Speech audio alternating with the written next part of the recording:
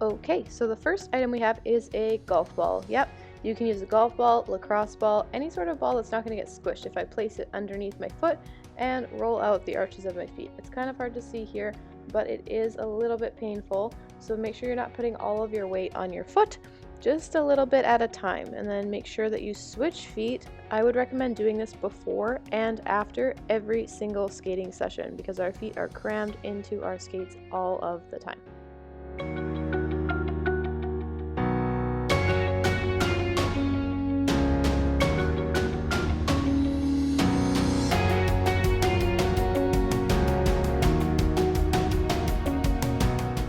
Alright, here's an easy one. 1.5-pound dumbbells is what I have, so I use these for all of my arm exercises and videos that you guys have seen before. Make sure that you maybe get 2 different sizes if you're able to. One that's nice and light to hold up in the air, and then maybe a couple more where you can use for your power drives that are a little bit heavier.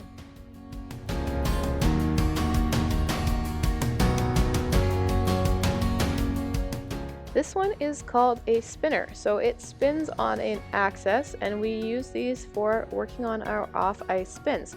So I tried placing it here on my mat and just made sure that it didn't slip around. I also tried on the hardwood, but decided that the mat was going to be more stable for me.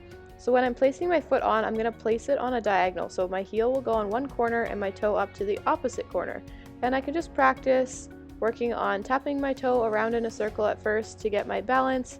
I can also start practicing lifting my knee up or rotating around in circles. So you'll see a couple of developments here on how to start working on your balance for your spinner. These are all backspin exercises. And then you can try and see if you can coordinate your arms into that movement as well. And then the full spins or half spins, whatever feels comfortable for you. You can also try 1-foot spins. Just make sure that you're pressing down into the ball of your foot when you're doing this. So these ones are called gliders. They came in a pack of 2, and I find them easiest to use on hardwood or any surface that they're going to slide on easy. So I can do reverse lunges with these. I can also do a move called skaters, which a lot of you have done before. So that just simulates the on-ice movement of sliding back and forth and skating down the rink, but we're doing it in our own home, which is really cool.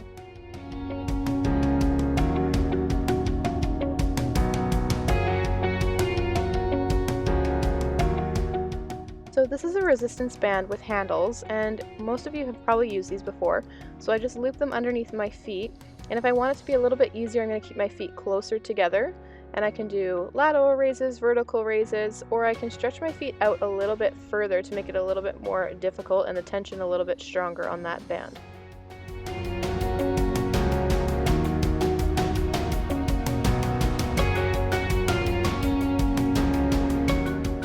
Skipping rope is a skater's best friend, so if you can grab yourself a skipping rope and practice your skipping inside if you have enough space, I don't, or outside, and practice just nice quick jumps. We don't want to try and do hops in between. We want to just continuously jump up and down.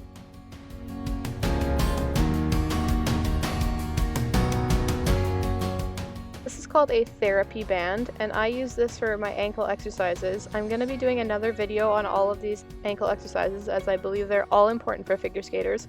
But I just simply loop it around the ball of my foot and do press downs. I pull out to the side, I can pull up and down.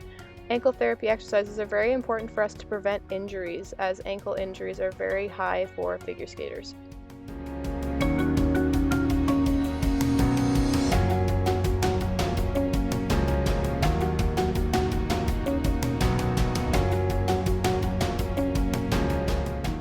So this is called a muscle roller. So this is a handheld one, and these little beads in the middle spin around to give you a little bit more of a massage, and you grab either side just to massage out any muscles that are giving you trouble. So you can massage out your quads, you can massage out your hamstrings. This is your IT band. So I've told a lot of you before, it runs from your hip all the way down to your knee. If it gets tight, we roll that spot out and we're able to extend properly on our spirals or camel spins.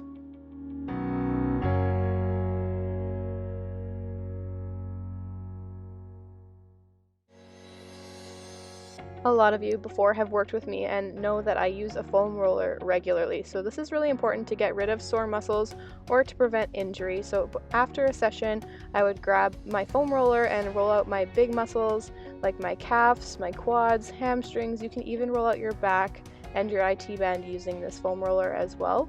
You can isolate and do one leg at a time, or you can also sit on top and do both legs at a time depending on how intense that feels for your muscles.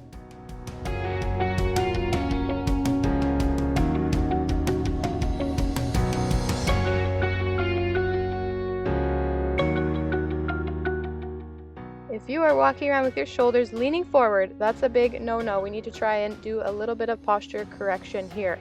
So this is a posture corrector. They come in adult sizes and kid sizes. And I just throw this on when I'm going to stretch sometimes just to remind myself to pull my shoulder blades back towards each other. So I'm putting it on kind of like a backpack or a sweater, and then I grab the top two loops here at the top and pull them down to tighten. And as I tighten, they pull my shoulder blades together and make me stand up taller.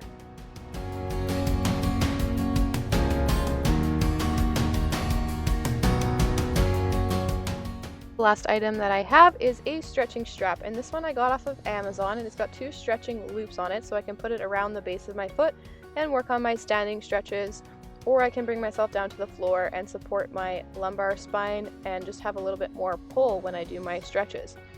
The coolest thing about this strap is that it came with an anchor to go over top of the door, so you can use this strap, loop it over top of the door, and allow yourself to pull your leg up higher for spirals, Y spirals, working towards your Bielmann, and any other stretches that you are working towards as a figure skater, because this strap is designed for dancers and figure skaters. So right here, I'm just going to take this loop off, loosen it up, and show you how that would work. It loops over top of the door and just anchors right behind the door, and you can get your stretches done that way.